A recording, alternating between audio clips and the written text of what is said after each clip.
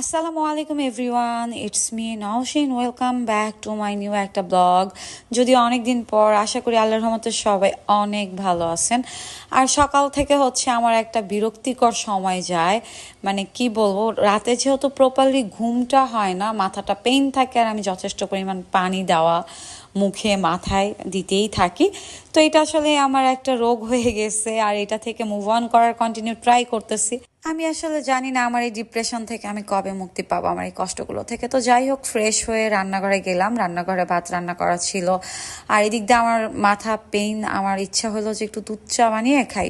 তো দুধ জাল দেওয়ার জন্য যখন চুলায় বসাইলাম, পুরো দুধটাই হচ্ছে নষ্ট হয়ে গেছে। এটা গ্রামের বাড়ি থেকে নিয়ে আসছিলাম, আসলে নর্মালে রাখছিলাম, এই জন্য। আর প্রচন্ড পরিমাণে গরম। আর বাসায় এসে দেখি বাসার অবস্থা খুবই খারাপ, অনেক সবজি টবজি পচে টচে একদম নষ্ট হয়ে গেছে। তো বাসা বাড়ি পরিষ্কার করতে নিলাম। কাজ বাজ করলে আসলে মন